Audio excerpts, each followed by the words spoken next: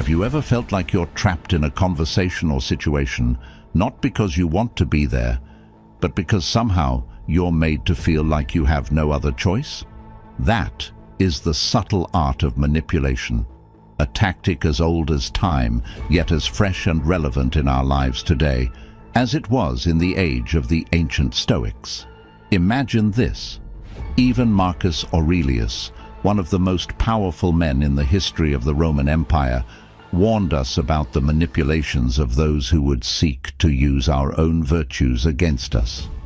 In today's world, filled with social media, instant communication, and endless opportunities for comparison, manipulation can sometimes feel like an invisible thread pulling us in directions we never chose to go.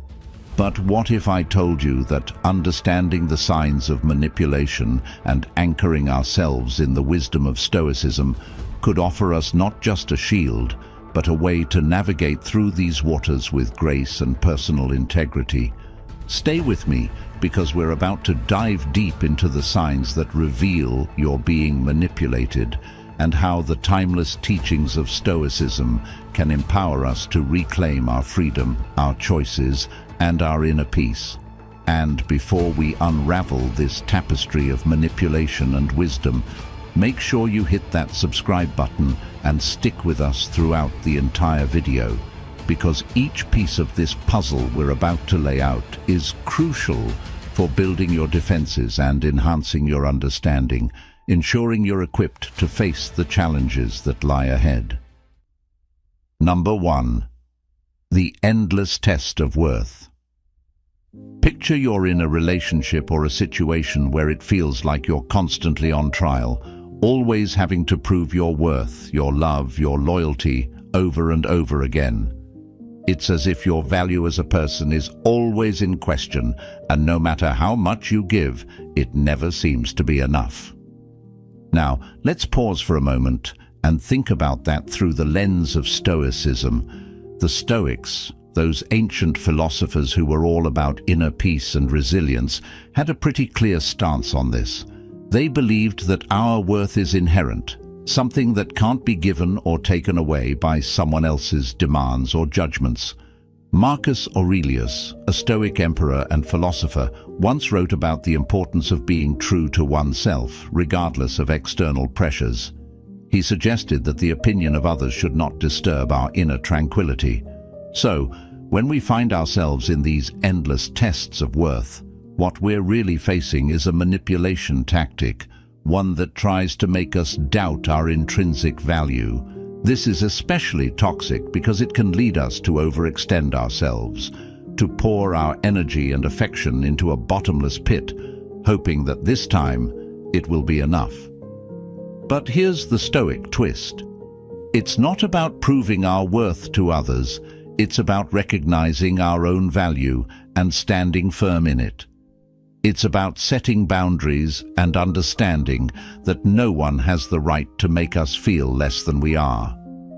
So, why do manipulators do this? Why the endless test? Because it keeps us off balance, constantly seeking their approval, and in doing so, we give away our power. But remember, in the words of Epictetus, another Stoic heavyweight, we have control over our own perceptions and actions. No one can make you feel inferior without your consent. The Stoic approach to breaking free from this cycle is simple but profound. Know yourself, respect yourself, and do not let the shifting sands of someone else's approval define your worth. It's about moving from external validation to internal peace, understanding that you are enough, just as you are. And when someone tries to make you prove your worth, remember, you don't have to take that test. You've already passed it simply by being your authentic self. Number 2. The shadows of communication. It's like walking through a thick fog where you can barely see what's ahead, or even grasp the true intentions behind the words being spoken to you. This shadowy communication often takes the form of passive aggressiveness.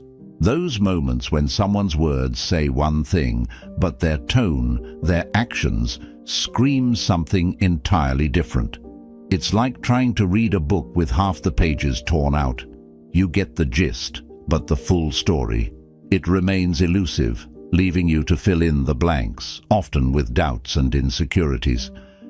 The ancient Stoics had a powerful antidote to this kind of manipulation: clarity and straightforwardness. They valued direct communication and believed that the truth, no matter how blunt, was always preferable to a comforting lie.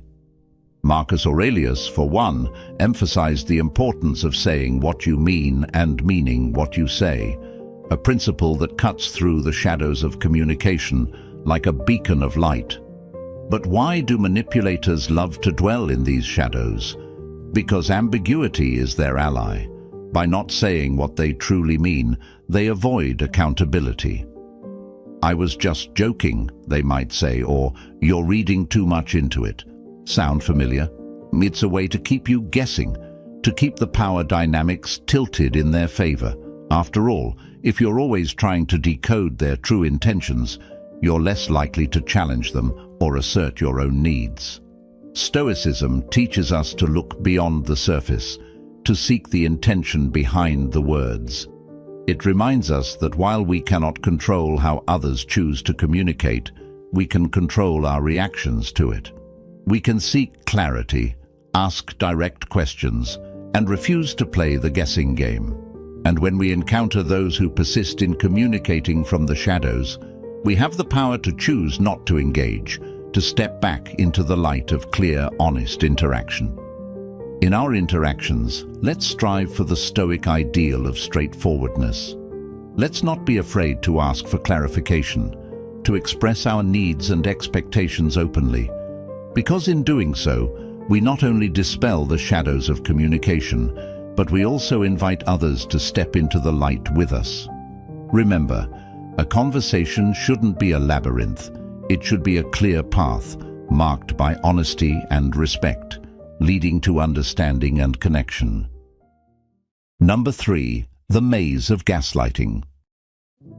Imagine being in a labyrinth where every turn you take seems right, but somehow you end up questioning if you've been going in circles. Gaslighting is like that, but in the realm of personal interactions. It's a manipulative tactic that makes you doubt the very essence of your reality, your memories, even your sanity. Someone gaslights you by denying things they've said or done, or by twisting the truth so skillfully that you start questioning your own perceptions. The Stoics, with their focus on the power of our mind and perception, offer a guiding light out of this maze. They taught the importance of trusting in one's own judgment and the evidence of one's senses. Epictetus, a Stoic philosopher, urged us to differentiate between what is within our control and what is not. Our perceptions, our beliefs, our judgments, these are within our control. So when faced with gaslighting, the Stoic practice of grounding oneself in one's own perception of reality becomes a crucial defense. But why is gaslighting so effective as a form of manipulation? It preys on our fundamental need for stability and truth in our understanding of the world. By shaking the foundation of our reality, the gaslighter gains control. It's an insidious form of manipulation because it makes you reliant on the gaslighter for validation of your reality. Suddenly, the maze doesn't just confine you, it becomes your whole world, with the gaslighter holding the map. Here's where Stoicism helps us reclaim our map. It teaches us to rely on our internal compass, to trust in our ability to perceive and interpret our reality accurately. Marcus Aurelius, in his Meditations, emphasized the strength that comes from within, a resilience that no external force can diminish. He would advise us to hold steadfast to our truths, to remember that our perception and judgment, when reasoned and reflective, are powerful guides out of the maze of gaslighting. Breaking free from gaslighting begins with this Stoic realization. We may not control the actions or words of others, but we can control our response to them. We can choose not to play the game. We can seek support, document our experiences, and trust in the evidence of our senses. And most importantly, we can remember that our reality, our truths, do not need validation from those who would manipulate them. So, if you ever find yourself in the maze of gaslighting, remember the Stoic teachings. Ground yourself in your perceptions, trust in your internal compass, and know that your reality is not for others to define. By standing firm in your truth, you find your way out of the maze, back into the light of clarity and self-assuredness. Number 4. Just joking. A veil for disrespect. Imagine you're sharing a laugh with someone, and then, out of nowhere, a comment is made at your expense. It stings, but before you can even process it, you're hit with the classic, "I'm just joking." Suddenly, you're left in this weird limbo of feeling hurt, but questioning if you're just being too sensitive. Here's the thing. Humor is a beautiful part of human connection, but when it's used as a disguise for disrespect or to belittle someone, it loses its lightness. It becomes a tool of manipulation, a way to test boundaries under the guise of comedy. The Stoics, with their emphasis on respect and dignity for oneself and others, would likely view this tactic for what it is, a deviation from the path of virtue. Seneca, a Stoic philosopher, talked about the importance of harmony in relationships and the strength of character. He would probably suggest that true strength lies not in belittling others, but in lifting them up. So when someone hides disrespect behind humor, it's not just a personal attack. It's a reflection of their own insecurities or inability to engage in genuine, respectful communication. But why do some people resort to this tactic? Well, it's a way to assert dominance while maintaining plausible deniability. It's like saying, "I can disrespect you, but you can't call me out on it because it's all in good fun, right?" Wrong. This isn't just about being overly sensitive. It's about recognizing and standing up against subtle forms of manipulation and disrespect.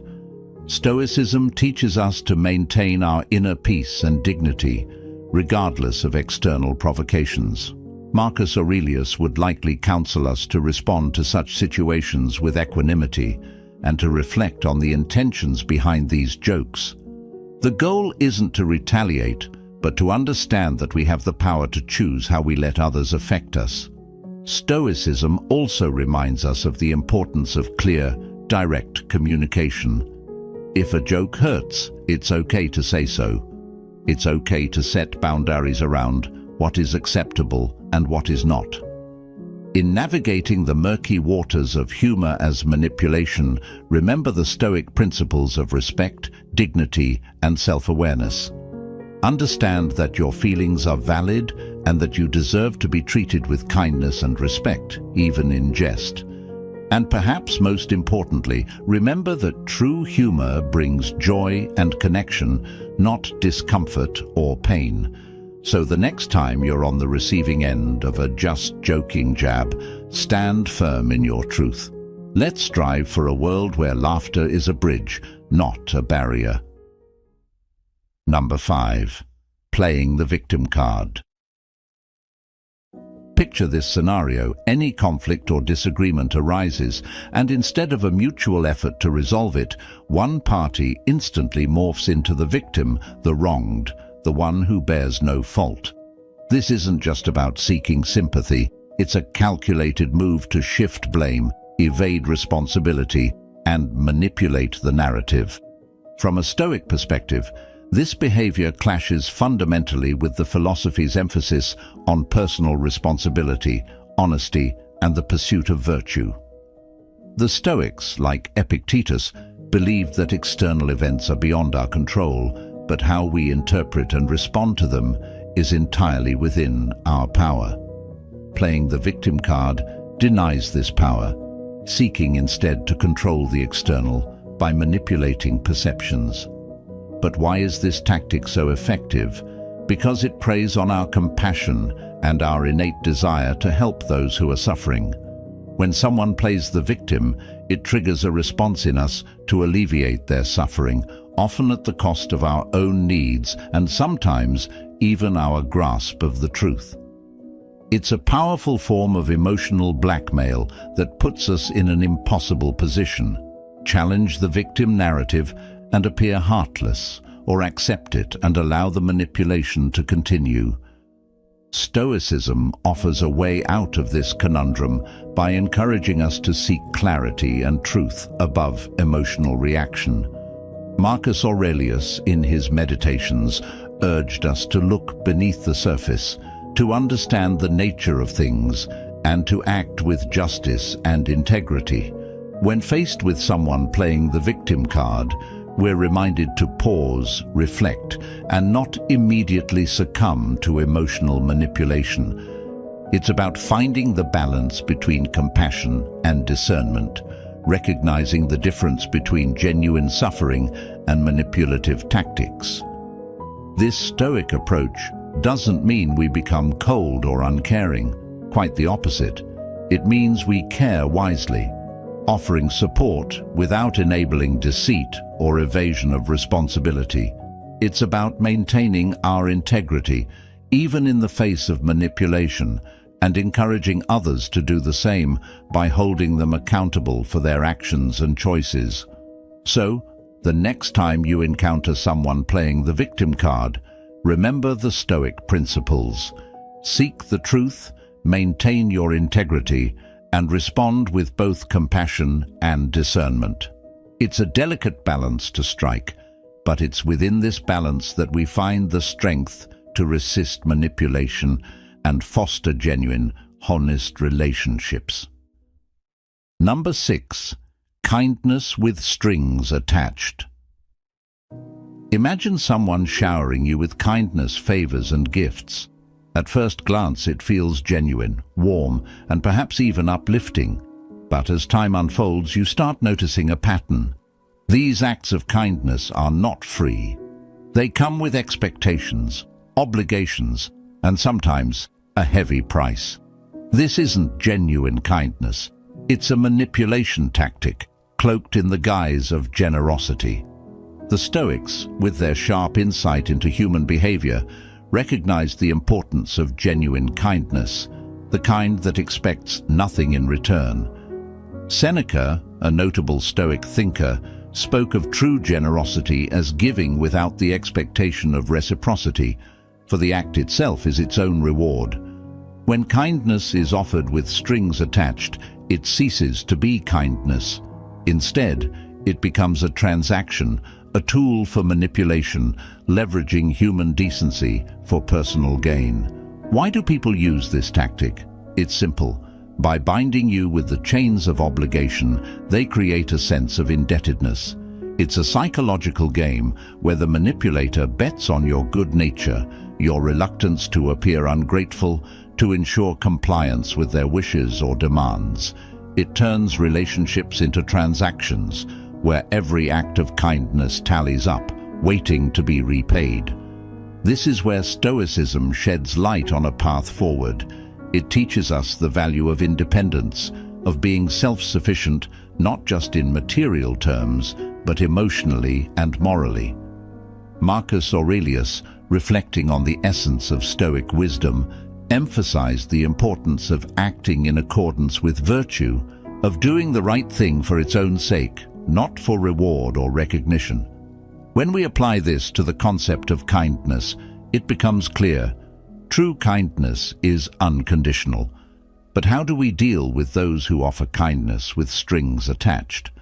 First, by recognizing it for what it is, a manipulation tactic. Then, by grounding ourselves in Stoic principles, we can appreciate the kindness we receive, but remain vigilant against hidden agendas. We learn to say thank you for the gesture, but maintain our autonomy, making it clear that our actions, our choices, are not for sale. In navigating these tricky waters, let's remember the Stoic virtues of wisdom and courage. Wisdom to see beyond the surface, to recognize when kindness is used as a lever of control, and courage to maintain our integrity, to kindly but firmly set boundaries that protect our independence and virtue. Number 7. Minimizing your feelings. Imagine opening up to someone about a struggle or pain you're experiencing, only to have it dismissed as insignificant, or worse, compared to a supposedly greater suffering of theirs. This isn't just about neglecting your feelings. It's a strategy to undermine your experiences, to make you feel small and your problems unworthy of attention. The Stoics, who placed great value on the power of perception and the significance of emotional resilience, would likely view this act of minimizing feelings as a deviation from the path of empathy and understanding. They believed in the strength of acknowledging and facing our emotions, not in belittling them. Epictetus, one of the pillars of Stoicism, taught that our reactions to events, more than the events themselves, define our experience. When someone minimizes your feelings, they're not just dismissing your reaction, they're attempting to redefine your experience, to assert control over how you should feel. But why do people engage in this behavior? Often it's a manifestation of their discomfort with vulnerability or a misguided attempt to maintain a facade of strength. By belittling your feelings, they divert attention from their own insecurities or inadequacies. It's a defense mechanism, albeit one that causes collateral damage to the trust and intimacy that could otherwise flourish. Stoicism offers a countermeasure to this tactic: the cultivation of self-awareness and the affirmation of our right to feel. Marcus Aurelius, a Stoic emperor, reflected often on the importance of acknowledging our emotions while not being overwhelmed by them. He would advise us to recognize the validity of our feelings regardless of external validation. This isn't about wallowing or demanding universal acknowledgement for our troubles, but about affirming to ourselves that our feelings are real, valid, and deserve space. So, how should we respond when our feelings are minimized? With a Stoic resolve, we can choose to validate our own experiences internally, even when others refuse to. We can strive for a dialogue, explaining how such dismissal affects us, but we also prepare to accept that some may never fully understand or acknowledge our feelings. That's their path, not ours. In navigating interactions where your feelings are minimized, remember the Stoic principles of self-validation and emotional resilience. You are the ultimate arbiter of your feelings, the one who gives them space and acknowledgement. By doing so, you honor your truth and maintain your inner peace, regardless of external affirmations or dismissals. This Stoic practice doesn't just shield us from the impact of being minimized. It transforms our relationship with our emotions, turning them into sources of strength and self-knowledge. Number 8. The illusion of calm superiority. This is where someone maintains a facade of unflappable serenity, not as a genuine reflection of inner peace, but as a way to make you feel over-emotional, irrational, or even childish by comparison. It's a subtle form of gaslighting, making you question the validity of your emotions and the reasonableness of your reactions. From a Stoic viewpoint, this manipulation tactic is a perversion of what they actually advocate for: true inner calm and equanimity. The Stoics, like Seneca and Marcus Aurelius, prized the state of being untroubled by external disturbances, but not for the purpose of belittling others. They sought tranquility to better understand themselves and the world around them, to respond to life's challenges with wisdom and virtue, not to wield their calmness as a weapon against others' vulnerabilities. But why do manipulators adopt this illusion of calm superiority? It serves to elevate them in a power dynamic, casting them as the rational counterpart to your supposedly unchecked emotions. It's a control mechanism designed to silence dissent and discourage expression of feelings under the guise of maintaining peace or rationality. In confronting this tactic, Stoicism equips us with a valuable tool: the differentiation between what we can control and what we cannot. Our emotions, our responses, are within our realm of control. Someone else's decision to feign superiority? Not so much. Stoicism teaches us to focus on our internal responses, to validate our emotions without needing external approval. It encourages us to seek a state of true calm, not as a means of feeling superior, but as a way of being genuinely at peace with whatever emotions we experience. Responding to the illusion of calm superiority, then, becomes an exercise in Stoic resilience. We acknowledge our emotions, we express them appropriately, and we refuse to be drawn into a false hierarchy where the only way to be seen as rational is to suppress what we feel. We remember the words of Epictetus, who reminded us that external appearances are deceiving and true mastery is over one's internal state, not over others. So when faced with someone projecting calm superiority, remember, your emotions are valid, your reactions are yours to express, and you don't need to compete in a game of who's more unflappable. Let's embrace the Stoic approach, finding strength in our authenticity and serenity in our self-acceptance. This way, we're not just resisting manipulation, we're cultivating a deeper, more genuine tranquility within ourselves. Number 9. Emotional blackmail. Imagine someone you trust, someone you've opened your heart to, using your deepest fears, your love, or even your sense of duty against you. They might say, "If you really loved me, you would do this," or worse, threaten harm upon themselves if you do not comply with their demands. This isn't just manipulation, it's a betrayal of trust, exploiting the emotional bonds that should be sources of strength, not leverage. Stoicism, with its emphasis on virtue, integrity, and personal freedom, offers a powerful antidote to emotional blackmail. The Stoics taught that our internal moral compass, our commitment to living a life of virtue, should guide our actions, not the coercive pressure from others. Seneca, a Stoic philosopher, believed that true freedom comes from being unencumbered by external forces, including the manipulative demands of others. He would argue that succumbing to emotional blackmail does not serve us or the blackmailer. It only perpetuates a cycle of harm and dependency. But why do individuals resort to emotional blackmail? Often it's a sign of their own inner turmoil, insecurity, or inability to engage in healthy reciprocal relationships. They may feel powerless and thus resort to manipulation to assert control or to anchor themselves emotionally. However, this approach is fundamentally flawed because it seeks to fill internal voids with external concessions, which is both unsustainable and damaging. Facing emotional blackmail, Stoicism teaches us to respond with compassion, both for ourselves and the blackmailer, but also with firm boundaries. Marcus Aurelius, the Stoic emperor, would counsel us to meet such challenges with patience and understanding, but to remain steadfast in our principles. We must recognize that while we can offer support, we cannot allow our lives and decisions to be dictated by another's emotional state or manipulative demands.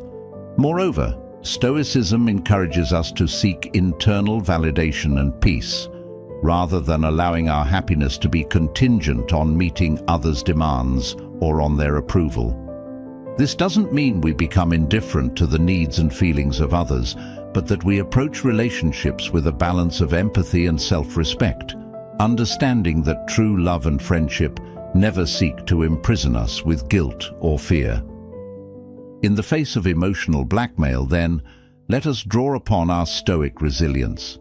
Let's remember that we have the power to choose our response, to set boundaries, and to seek help if the situation threatens our well-being or that of the blackmailer. By doing so, we honor our commitment to living with integrity, to nurturing healthy relationships, and to preserving our inner peace against the storms of manipulation. Number 10. Exploiting kindness. Imagine extending your hand, offering your heart, and giving from your spirit, only to find these gestures of goodwill are not met with gratitude, but are seen as opportunities for exploitation. This manipulation preys on the benevolent, those who carry their heart on their sleeve, transforming acts of kindness into transactions where the giver is left depleted and the taker is perpetually unsatisfied.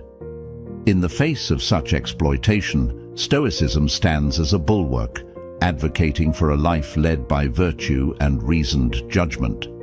The Stoics, including Epictetus and Marcus Aurelius, emphasized the importance of acting with kindness and generosity, but not at the expense of one's own well-being or moral principles. They taught that true kindness is measured not by the external rewards it brings, but by the internal satisfaction of having acted in accordance with virtue. But why do some see kindness as a weakness to be exploited? Often it's a reflection of their own deficiencies, a lack of self-sufficiency, a deep-seated insecurity, or an inability to genuinely connect with others. They view the kind-hearted not as fellow souls to be cherished, but as resources to be mined, mistaking generosity for naivety. Stoicism instructs us to approach such situations with both wisdom and courage, the wisdom to discern the true nature of these interactions, and the courage to set boundaries that protect our generosity from becoming folly. It teaches us that being kind does not mean being indiscriminate with our energy and resources. We must be judicious, ensuring that our kindness is not only well-intended, but also well-placed, nurturing relationships that are reciprocal and respectful, rather than one-sided and exploitative. Moreover, Stoicism reminds us that our primary duty is to our own virtue and integrity. We must not allow the exploitation of our kindness to lead us into bitterness or cynicism.